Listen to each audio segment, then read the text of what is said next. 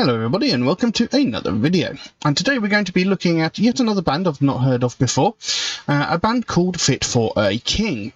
Like I said, never heard of them before. These were suggested to me quite a while ago, so finally getting around to the suggestion.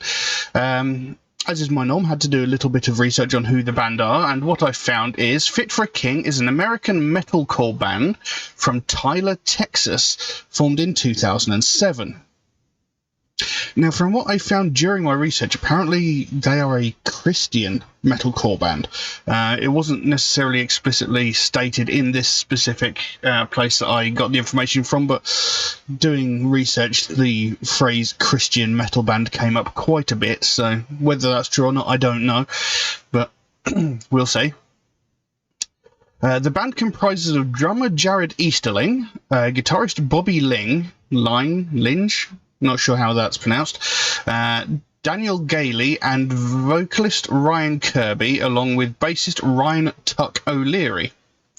Easterling, the drummer, is the only original member from the original lineup that remains in the band. The band have released 2 independent EPs titled Fit for a King in 2008 and Awaken the Vesper in 2009. They also released 1 independent album, Descendants, in 2011. After the band got signed to Solid State Records, they released 5 studio albums, Creation Destruction in 2013, Slave to Nothing 2014, Death Grip in 2016, Dark Skies in 2018, and The Path, which was released in September of 2020. So there we go. You know, they've been going for quite some time. They've released a fair bit of material. It says they're a metalcore band. I seem to be covering a lot of metalcore at the moment. But anyway, we're going to be looking at a track called Tower of Pain. Now, as I understand it, the video we're going to be looking at is a lyric video, but I also have the lyrics up here alongside as well, because trying to glean meaning from a lyric video, you know, I'm not very good at doing that. So, yeah, I'm not entirely sure what to expect from this. I kind of got an idea, but, you know, it can vary. So let's jump into this and see what we get. So this is Tower of Pain by Fit for a King. Let's have a look.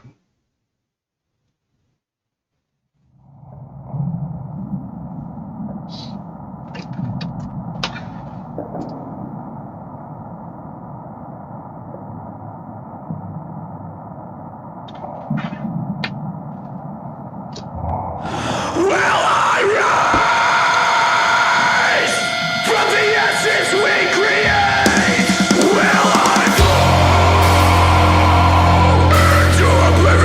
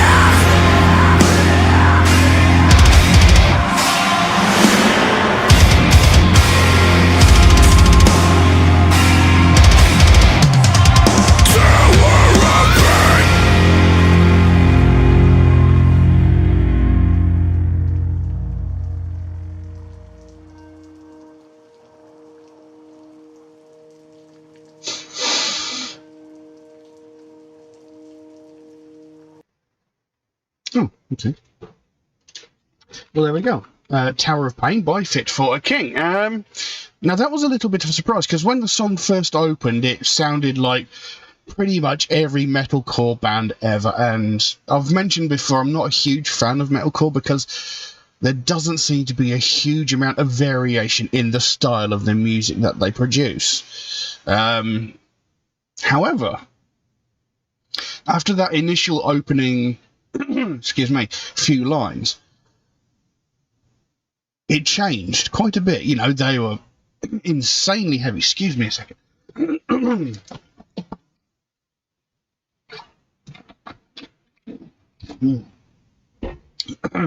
Excuse me. They were insanely heavy. I mean, the music there was, it was fast, it was heavy, it was, you know, it was mental. It was insanely fast, insanely heavy. And it had elements to it that I really liked the sound of. You know, it's once I sort of settled into the rhythm of the song, it actually sounded amazing. The vocal performance was amazing as well. You know, you got your traditional growls, you got the more sort of shouted vocal style, you got the sung vocal style, you got a higher pitched sort of scream semi growl going on in there. There was a lot going on with the vocal style, and it sounded great. You know, the overall music, it just sounded really good. You know, after that initial opening couple of lines, I wasn't too sure. I thought this is just going to be like pretty much every other metalcore band ever, but I was proved wrong.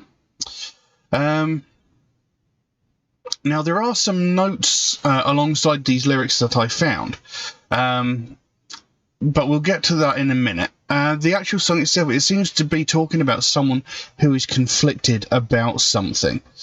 You know, they seem to be torn in two different directions, you know, about...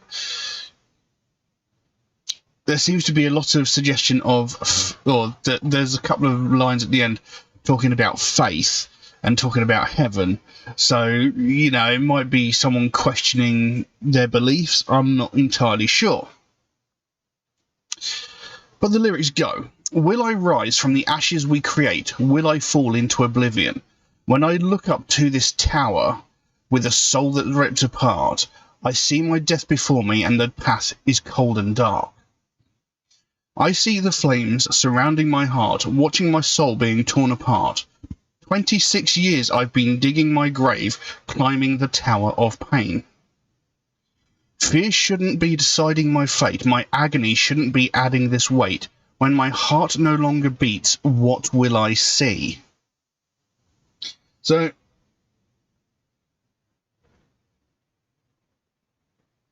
you know, there's that line, 26 years I've been digging my grave, so I've been living for 26 years, climbing this tower of pain. So, again, that like it seems to suggest conflict, because he doesn't know where he's going, he doesn't know what he's heading towards. And there's the line there, "When my heart no longer beats, what will I see?"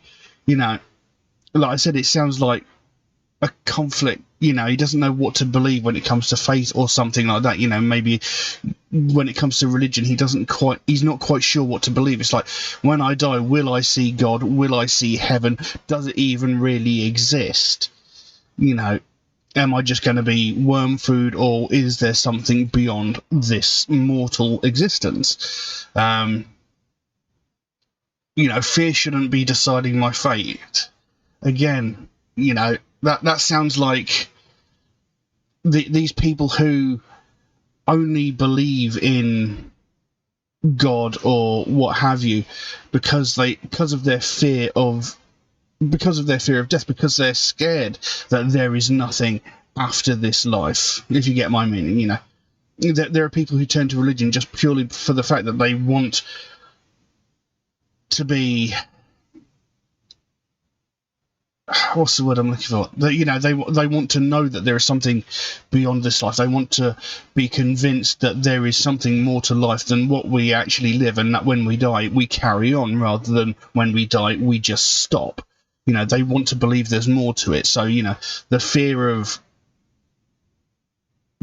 ceasing to be completely is what drives them towards religion, if you get my meaning. Anyway, Then goes back into the chorus, which were the actual opening lines of the song. Will I rise from the ashes we create? Will I fall into oblivion? When I look up to this tower with a soul that's ripped apart, I see my death before me, and the path is cold and dark. I hear the whisper of death in my ear. Head is saved for those who don't fear. 26 years being told I'm a slave, draining desire away. Now, there is actually a note alongside the lyrics here. It says, I hear the whisper of death in my ear. Hell is saved for those who don't fear. And there's a note here along 26 years being told I'm a slave. And it's actually a quote directly from vocalist Ryan Kirby. It says, the song is actually about Bob, our guitarist. He's 26. He wrote the chorus of the song, and then I wrote everything around it, so when he hears it, he can relate to himself. The song is him struggling with the concept of religion. Oh, there you go. And hell, because he's like, I don't want to believe in something that's going to send all of my friends to hell. So yeah, he's it's a song about someone being conflicted about religion, about their beliefs, because hell basically says, if you're good, if you do everything, religion says, if you're good, if you do everything we tell you to, if you adhere strictly to this, you'll go on to the next life. But anybody who doesn't, any friends you have that don't follow these instructions are going to hell. You'll never see them again, because they're all how horrible, bad, evil people. There's no sort of middle ground. You're either good or you're bad. There's no sort of middle ground there. And he doesn't like the idea that one person might have a minor transgression, they might not. There's these religious people who they go to church every single Sunday religiously, pun intended.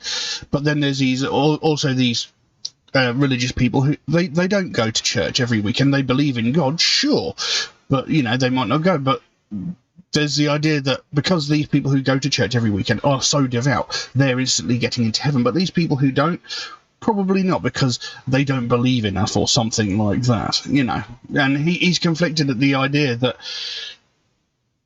it seems to be so fickle, it seems to be so picky as to what the actual rules are of the belief system. So he's starting to question whether or not it makes sense, whether or not it's actually a smart thing to do. Is it worth believing in something that's going to condemn people over the tiniest little transgressions? And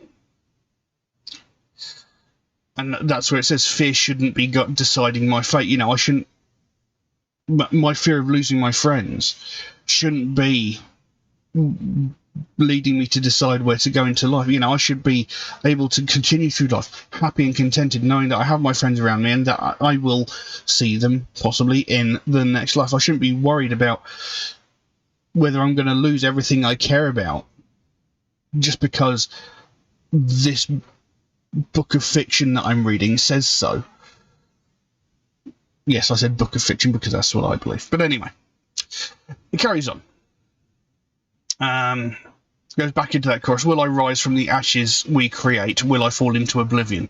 When I look up to this tower with a soul that's ripped apart, I see my death before me, and the path is cold and dark. And then it goes into what they refer to as a breakdown.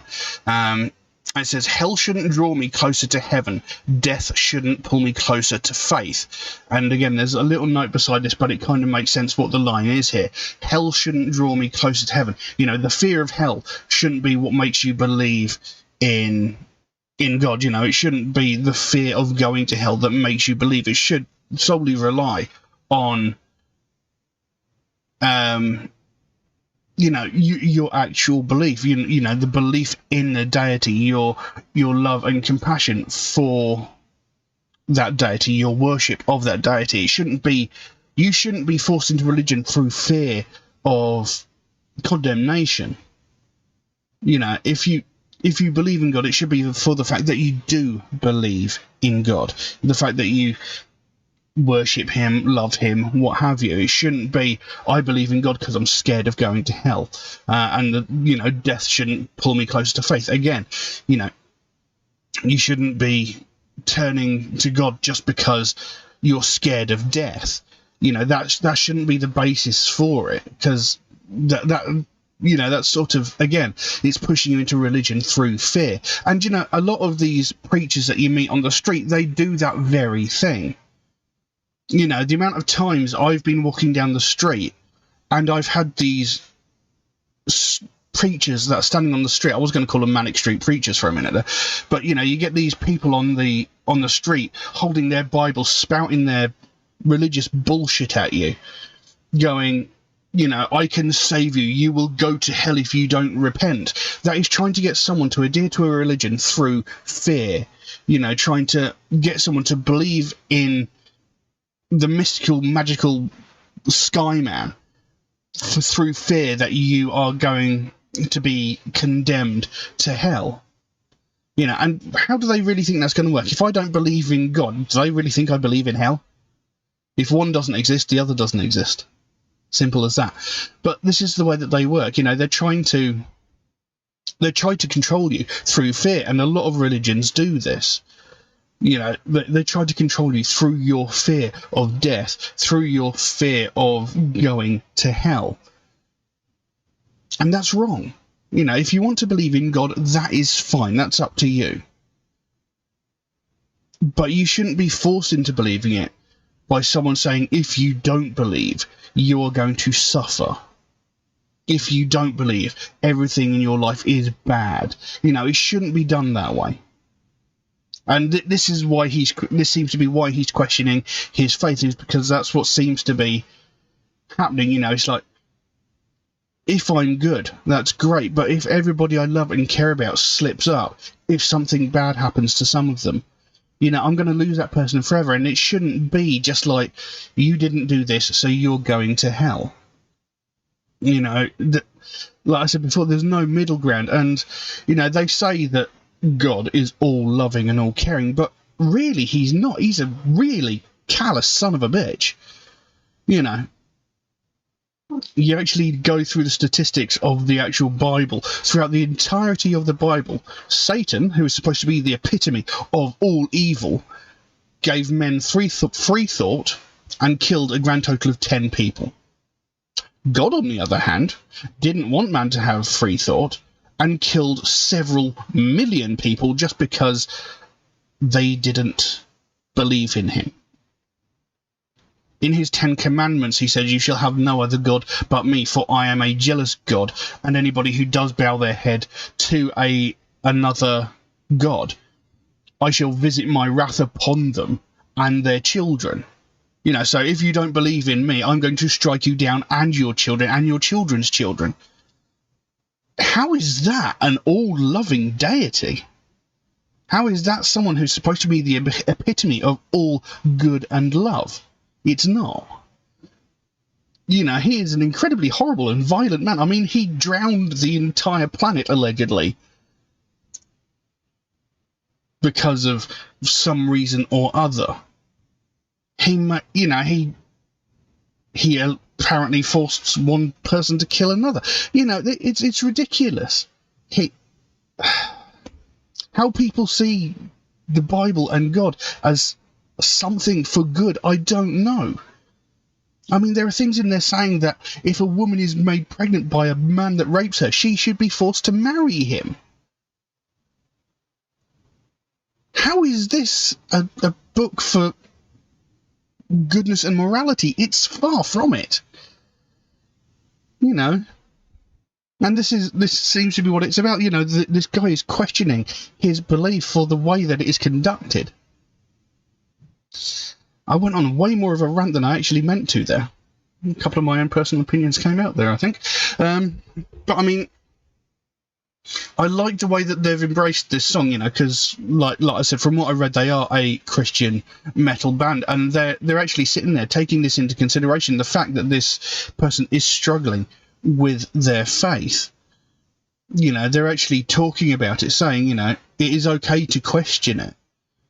You know, they're not saying, you know, our guitarist is an arsehole because he's struggling to believe in something that we all believe in. You know, they're actually taking the thing head on and saying, you know, it's okay to struggle with it, you know, and there are people that will help you through it. But yeah, like I said, I went on a bit of a rant there. But you know, I get what they're talking about, and I like the fact that they are actually embracing it and talking about it, and you know, they've actually put something out there rather than just sort of keeping it behind locked doors. You know, they're saying, you know, there are people that do struggle with this. It's not something I personally can relate to, but I get it. And like I said, the actual performance of the track, the performance of the song was great. You know, the music sounded good. The vocal performance was absolutely astounding. You know, it's not what I expected. You know, when, like I said, when the opening couple of lines came, I was sort of like, oh, here we go. But then it really changed, and I really enjoyed it. So, yes, a very good piece of music. But I think I've ranted on about that for long enough, so I'm going to leave that as it is. Now, if anybody would like to make a suggestion for a track for me to react to, then please do so. By all means, you can drop a comment in the comment section below, or message me on my Facebook or my Instagram, or you could even message me through my Patreon, where you could also help to support this channel, which would, of course, be a massive help to me, since everything I upload to this channel gets immediately demonetized, so I make absolutely nothing from all of the time and effort I put into creating these videos, which is quite frustrating. There is an option in Patreon where you can get your suggestion jumped to the front of the queue if you should so desire it. There's a limit on how frequently you can do that, and it's limited to once a month, and that's just to be fair to people who make suggestions through more regular means such as YouTube, Facebook and Instagram comments. And if you do make a suggestion through those more regular means, do know it could take a while for me to get around to your suggestion, since I do get suggested so many new tracks every single day that my list grows faster than I can record the videos. But I do write down every suggestion I get, so it should get done eventually. It just might take me a while to get to it, unfortunately. Also, MetalHead Reacts is a proud supporter of the Sophie Lancaster Foundation, a British-based charity whose goal is to put an end to hate crimes. And one of the main facets of that is hate crimes against people of the alternative culture. And that is something I believe in very, very strongly, something I feel very, very passionate about. And it's something I've had to deal with myself, along with many members of my family and many of my friends. And it's something that sort of gets brushed to the side and ignored because people don't think it's really a problem. But it really, really is. You know, this is people from the alternative community getting violently and brutally assaulted just because of the music that they listen to and the clothing that they wear. You know, and we're not just talking about, you know, insults being shouted or getting shoulder rammed as you walk down the street. We're talking about real, brutal, violent crimes. You know, so people are getting hospitalized. People are getting, you know, are going in with like broken limbs and sometimes even more life-threatening injuries because of the violent attacks they are receiving over something as trivial as the fact that they listen to different music. Now, every single day we hear about all these other hate crimes like sexism, racism, homophobia, transphobia, religious hatred, ableism, etc. We hear these on a daily basis, from the most violent and heinous of these crimes where someone is murdered because of the colour of their skin, because of their sexual identity, or, you know, what have you, down to the most petty of these crimes where some entitled white woman is calling the police because a family of colour are having a picnic in a public space. You know, we hear every facet of these crimes in every walk of media every single day. But when it comes to somebody from the alternative community getting violently and brutally assaulted, we hear nothing. The last time we heard anything was about 15 years ago, when Sophie Lancaster and her boyfriend Rob Maltby were violently and brutally assaulted by a group of 5 or 6 people who beat them, kicked them, punched them, knocked them to the ground and stamped on their heads so violently that they both ended up in comas.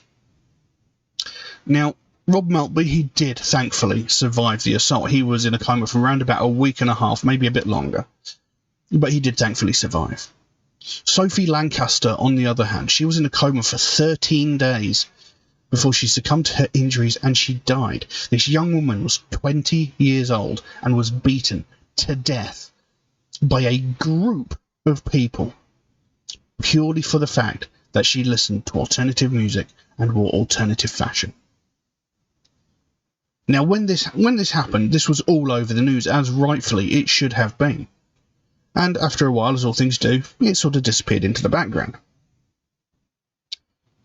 But the thing is, in the 14 to 15 years since that happened, we have not heard a single other story like it.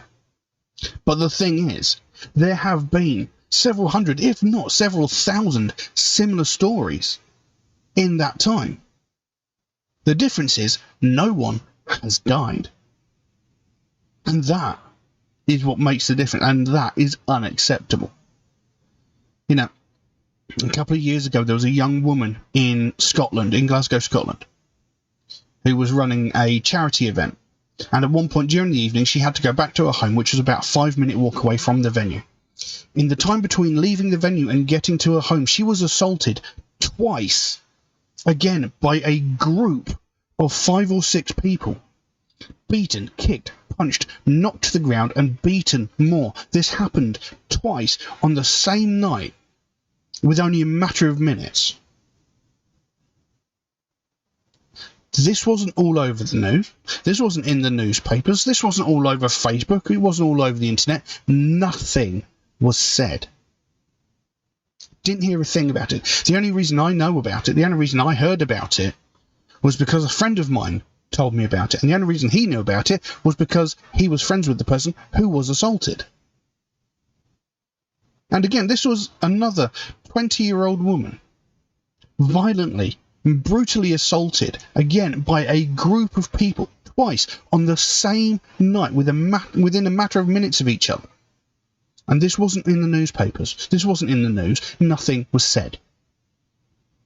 If this had been religiously motivated, if this had been racially motivated, if this had been a homophobic attack, this would have been all over the news. But no. This was an assault on someone from the alternative community. Silence. If she had died, however, I guarantee that this would have been all over the news, and people would have been going, oh, it's such a tragedy, it's so sad, how can this sort of thing keep happening? And that's disgusting. We shouldn't have to wait for someone to die before this gets spoken about. We shouldn't have to wait for someone to lose their life before something gets done. But if we keep ignoring it the way people are ignoring it, it's only a matter of time before it happens again. And we can't allow that. And this is what the Sophie Lancaster Foundation is all about. They want to put a stop to this. They don't want to see another person lose their life over something so stupid and trivial as their taste in music. They don't want another family to go through what they went through when they had to watch their daughter slowly die over the course of 2 weeks. It's got to stop before it happens again. But if we keep ignoring it, it's only a matter of time. So if you'd like to find out more about the Sophie Lancaster Foundation, there's a link to their website in the description below. You can go over there, find out what they're working on at the moment, find out what their overall goal is, because they can explain it a lot better than I can. And if you can help them out in any small way, obviously don't feel obligated to do so, but if you can help them out in any small way, whether it be a small donation through their website or something as simple as one of these Sophie wristbands, maybe even that one, they've got a whole bunch of other really cool stuff going on over there, but the smallest amount can make the biggest difference, and the sooner we get more people talking about this, the sooner we bring more attention to this, the sooner we can help to stamp out prejudice, hatred, and intolerance everywhere. But I'm going to leave that as it is for the time being. Thank you all very, very much for watching. I'll see you again soon. Bye-bye.